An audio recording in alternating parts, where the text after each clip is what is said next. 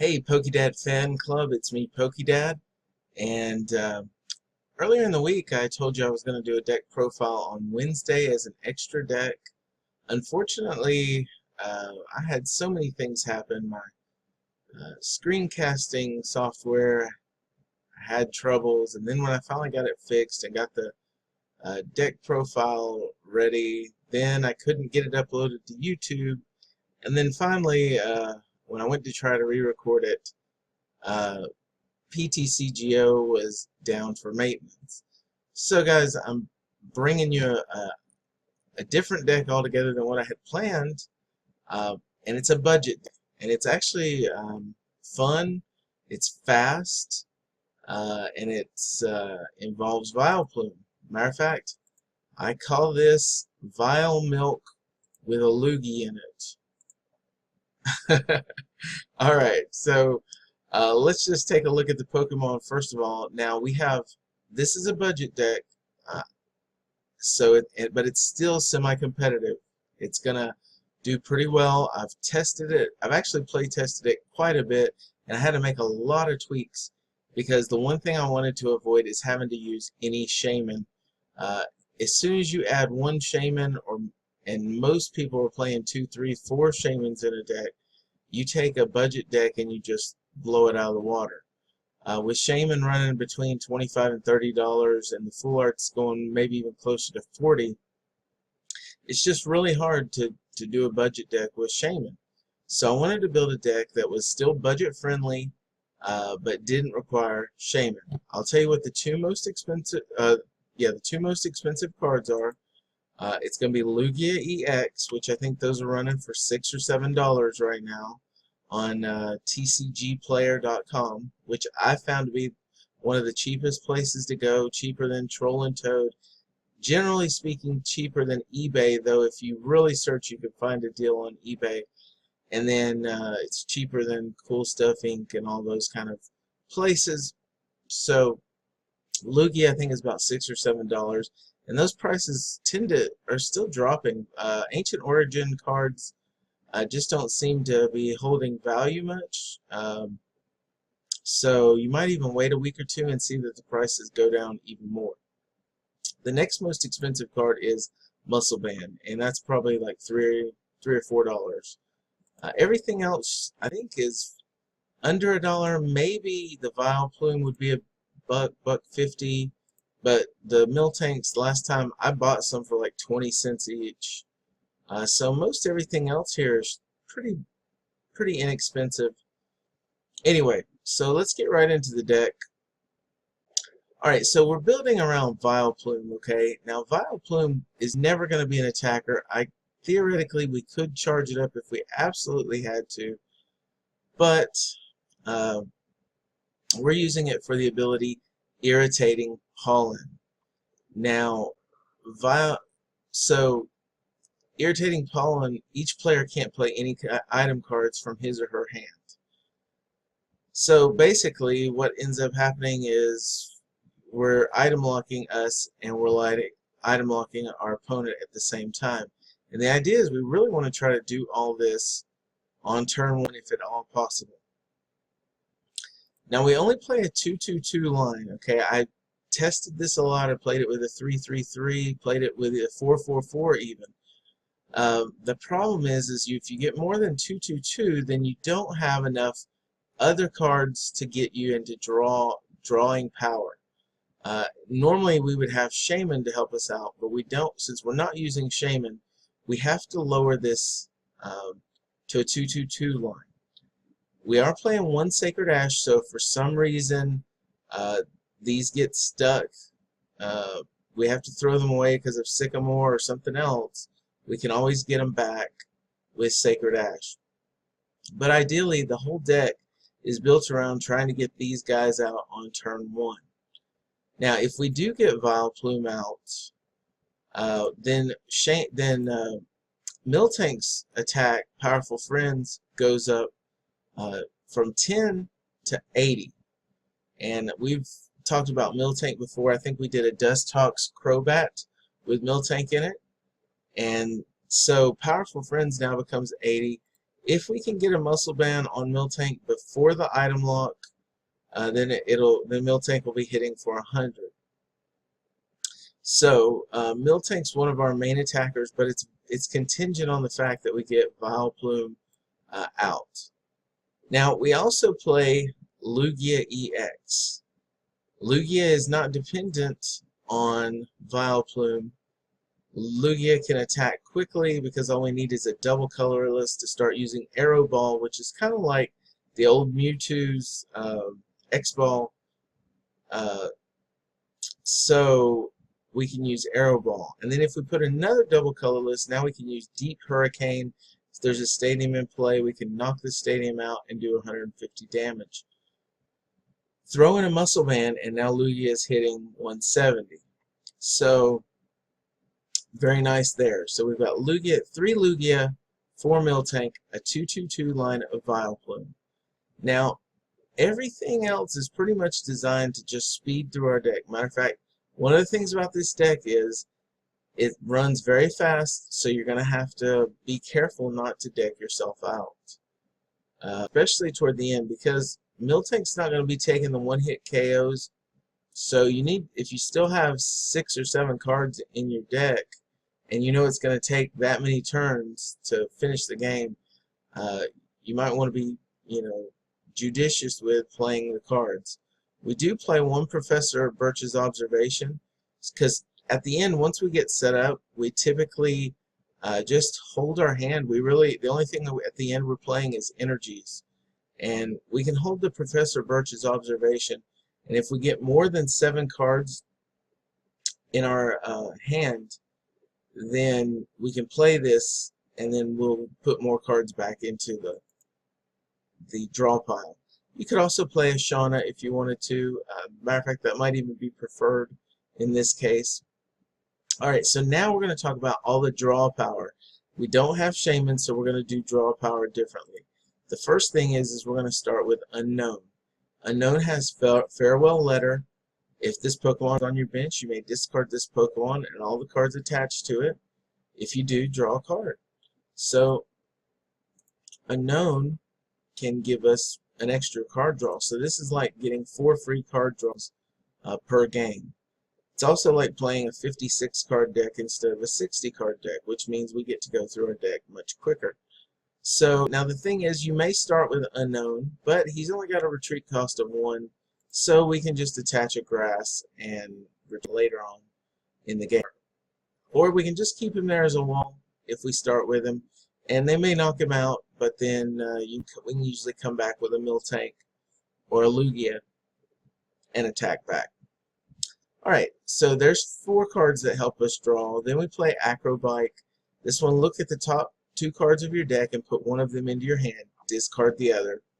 Alright, so it's an either or, but again, it's drawing through our deck. We also play 2 Roller Skates. If heads, draw 3 cards.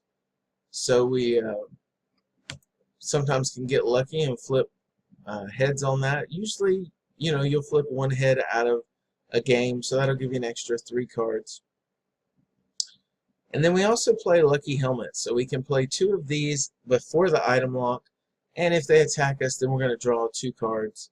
And usually if we can get it out in the beginning of the game, most of the time they're going to attack us multiple times to draw cards. So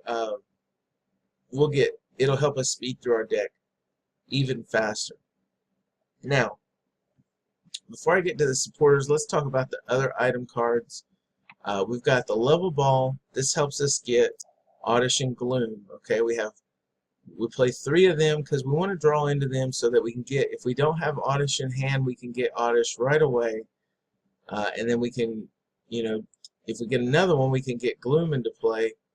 And then we can use 3 Ultra Balls, and Ultra Balls will help us get the Miltank, the Lugia, or the Vileplume. Also, I forgot to mention, you can, if you already have the Oddish and Gloom in play, and you see that you're getting ready to item lock, you can level ball for an Unknown, and then play the Unknown and get, you don't have to discard the Unknown right away, but later on, if you need another card draw, he'll be there. So you can also level ball for Unknown. Ultra Ball gets us Lugia, Miltank, and Vileplume. And then, like I said before, we play one Sacred Ash. And Sacred Ash is there to help us recycle our Vileplume line. And if we need the others, we can recycle them. We could actually even recycle the unknowns, which will help us draw even faster through our deck. So now let's go straight into the supporter line. And you'll note one thing you'll notice is I don't play any VS Seeker. We can't afford to play any VS Seeker because we are item locked. I do have a way to break the lock, but it's not always available. So it's easier just to play the supporters as we need them instead of VS Seekering. Now that gives us less flexibility, but in the long run it helps us because we don't clog up our hand and we can just keep moving. Now the way to break the lock is through AZ. So we can put one Pokemon in our hand. So we can take up our Vileplume line and then put it back down after we've played all of our items. So if we have a bunch of items in our hand, we can AZ it up, play our items, and then put it back down. And I almost forgot to mention the reason we're going to accelerate Vileplume, try to get Vileplume out on turn 1 using Forest of Giant Plants. This card is really awesome. For those of you who don't know about it, I mean, this is one of those staple stadiums that if you're going to use any kind of grass deck, you probably need to have a play set of these. Regardless, you need to have a play set of these. Now, each player's grass Pokemon can evolve during his or her first turn or the turn he or she played those Pokemon. So if we have Forest of Giant Plants, let's just think of a scenario. If we have a Forest of Giant Plants and a Vileplume in hand and a Level Ball and an Ultra Ball, then guess what? If that's our starting hand on turn 1, we've got the item lock on turn 1 because we can Level Ball for the Oddish, Ultra Ball for the Gloom, play the Giant Plant Forest, put Oddish down, evolve to Gloom, and evolve to Vileplume. And then this also makes Miltank very, very strong with powerful friends. And it's actually sometimes quite, I still would choose to go first if I'm playing this, but if you go second, sometimes Miltank can hit powerful friends on turn 1 for 100, and sometimes you can even donk your opponent, and that's game. So it's pretty cool when you get that scenario. Alright, so we played the Forest of Giant Plants. We talked about Lucky Helmet and Muscle Band, where we're on AZ. So AZ breaks the lock, allows us to use our item cards, and if we've got Giant Plants in play, then we can just put the Vileplume right back down. We play 2 Lysander. Now, again, because we don't have VS Seeker, sometimes he gets thrown to the discard pile early in the game, and then we don't have him for later. But still, if he is available late game, we can usually use him to finish off the game. You can play Birch or Shauna here. Again, this card is mainly in here to help protect us from decking out. Now, we can play it early in the game if we need to, because maybe we got stuck and we just need a draw supporter. But it is a gamble, so if you hit the tails, you're only going to have 4. So that's kind of the problem with that. Now we play 4 Sycamore. That's just to get through our hand really quickly. In the early game, on the first couple turns, usually our items allow us to play our hand very, very fast, and we don't have to waste a lot of resources just sickering it away. So he actually comes in very handy toward the beginning of the game. But sometimes there are resources that we have that we don't want to get rid of. So we also play 4 Tierno. And I have noticed that when you're playing Vileplume, Tierno is actually becoming a much more popular supporter than Shauna or Birch. The reason is because when you're playing Vileplume, you have pieces that you're trying to get to. And the problem with Shauna and Birch, well, first of all, the problem with Sycamore is you're going to throw those pieces into the discard pile. With Shauna and Birch, you're going to put the pieces back in the deck, and you're going to get 5, maybe you'll even get 7 with a lucky Birch heads. But then you're going to end up getting more pieces that are still not going to fit together. If you've got 7 cards in your hand and you play a Tierno, now you've got 10 cards in your hand. And chances are, in those 10 cards, you're going to find enough to get the Vileplume out very quickly. Again, like I said, as long as you get the Forest of Giant Plants, throw in a Level Ball, an Ultra Ball, and one of the others. If you have Oddish or Gloom or Vileplume, you just need 2 balls and a Forest of Giant Plants, and you've got the item lock right there. So instead of Sycamoring it all away, Tierno can be much more valuable in this situation. Alright guys, so we're coming to the home stretch here. We're just going to talk about energies. Now, again, I play tested this a lot. Okay, at one time I was playing with 12 energies, and I just kept reducing the energies because I needed the items and the other draw cards to get through the deck faster and to be more consistent. So I ended up going down to 9 energies. Okay, now think about this though. We've got 4 Miltanks. They only need 1 energy. However, you could use Hammer In, which would take a DCE and an energy, but in general they're only going to need 1 energy each. Lugia is only going to need 1 energy, 1 DCE, or possibly 2 DCE. And again, you're not going to play all of these every game.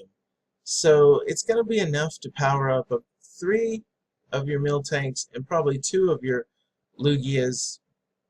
And by then, if your opponent has knocked out all of those, you're probably going to lose anyway. The idea here is we want to get them stuck with the items in their hand so that they have to fumble through their deck more without, no Professor's Letter, so they don't have energy, or they're going to have to use Sycamore to throw all their resources away just to get to their energy. And the idea is we want to start hitting them before they hit us, because we're not going to really take that many 1-hit KOs with this deck. We're going to be going after 2-hit KOs with Miltank, and even with Lugia, we're going to be hitting mostly 2-hit KOs. So, but the idea is we can at least charge both of these up with just 1 energy and be ready to attack right away. So we only need 9. You can play with the energy if you feel like you need more. Some people do feel like they have to have a bigger safety net, but with this deck going so quickly, and I will tell you, even though it doesn't have Shaman, it's still very speedy. The only problem is there are times where it can get stuck, and then you're maybe stuck for a couple turns. But I've tried to keep the consistency as high as possible by giving us a variety of ways to continue to draw, and I think this is the most consistent way to do it without using Shaman. You feel free to play with it and see what you think, but I think this plays very well. I've done very well. I think of 10 matches, I've won like 7 with this deck. So give this deck a try. I'm also going to upload some battle videos so you can see it in action. But anyway, this is the deck profile. Hit like, subscribe, and tell me what you think in the comments below. Anyway, this is Pokedad signing off, and we'll talk to you later. Thanks a lot, guys. Bye.